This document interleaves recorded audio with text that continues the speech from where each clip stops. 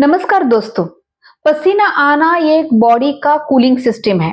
जब भी किसी कारण से हमारे बॉडी का टेम्परेचर बढ़ता है तो बॉडी का जो स्किन टेम्परेचर है उसे कम करने के लिए या कोर टेम्परेचर को कम करने के लिए हमारे जो स्वेट ग्लैंड्स है या पसीने के जो ग्लैंड्स है उसके छेद ओपन हो जाते हैं और उसमें से पसीना बाहर निकलता है।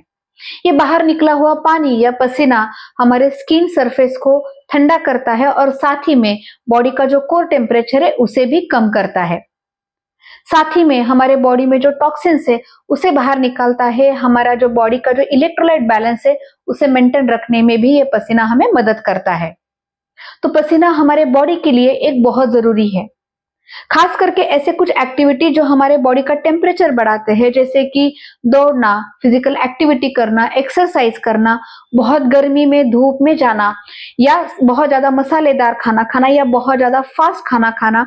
ऐसी कोई भी एक्टिविटी जब हमारे बॉडी का मेटाबॉलिज्म बढ़ता है या हमारे बॉडी की गर्मी बढ़ती है तो उस समय हमें ज्यादा पसीना आता है।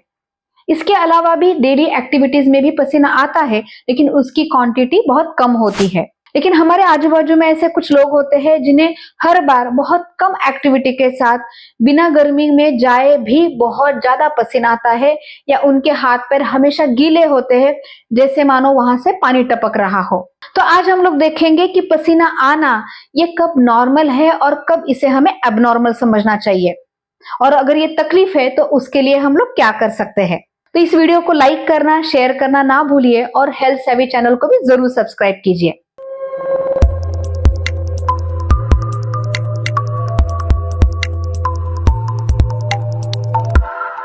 तो कुछ परिस्थितियों में, जैसे गर्मी में जाने की वजह से, एक्सरसाइज करने की वजह से, मसालेदार खाने के बाद, टेंशन में, घबराहट की वजह से पसीना आना ये नॉर्मल बात है।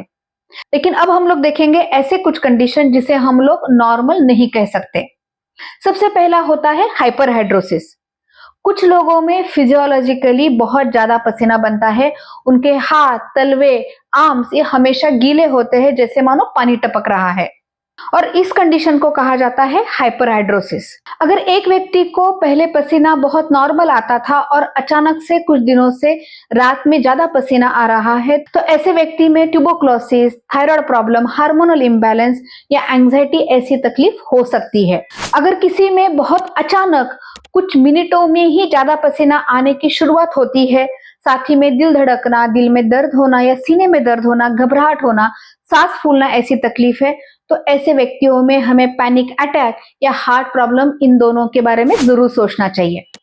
इसके अलावा कुछ मेडिकल प्रॉब्लम्स में भी पसीना बहुत ज्यादा आता है, जैसे कि डायबिटीज के मरीजों में, खासकर जब उनका ब्लड शुगर लो हो जाता है, या ब्लड प्रेशर के मरीजों में जब उनका ब्लड प्रेशर बहुत ज्यादा होता है, पीसीओडी या पीसीओएस से ग्रस्त महिलाओं में, या अगर किसी व्यक्ति का वजन बहुत ज्यादा है, बीएमआई बहुत ज्यादा है, तो ऐसे व्यक्तियों में भी वजन की वजह से ज्यादा पसीना आता है।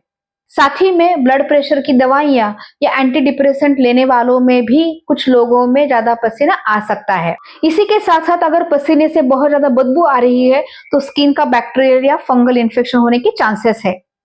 साथ ही में उस व्यक्ति का हाइजीन मेंटेन नहीं है, ये भी हमें इंडिकेट करता है। कुछ लोगों में ज्यादा पसीना आना ये जेनेटिक टेंडेंसी भी हो सकती है, लेकिन हमें यह समझना बहुत जरूरी है कि कब हमें डॉक्टर से मिलना चाहिए, यानी कब ज्यादा पसीना आना ये कोई बीमारी का संकेत हो सकता है। तो पहली कंडीशन है कि अगर मानो आपको बाकी समय बहुत नॉर्मल बाकी लोगों के जैसे पसीना आता है और पिछले कुछ दिनों से आपको ज्यादा पसीना आ रहा है, साथ ही में आपका वजन कम हुआ है, आपकी भूख कम हुई है, तो ये कोई बीमारी का संकेत हो सकता है।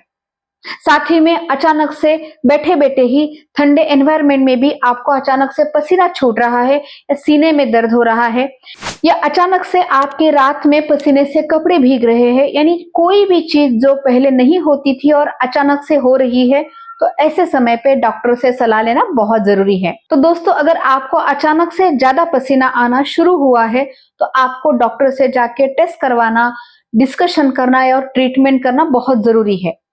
लेकिन अब मैं बताऊंगी ऐसे कुछ टिप्स, अगर आपको हमेशा ही थोड़ा ज्यादा पसीना आता है तो ये आपके लिए महत्वपूर्ण रहेंगे।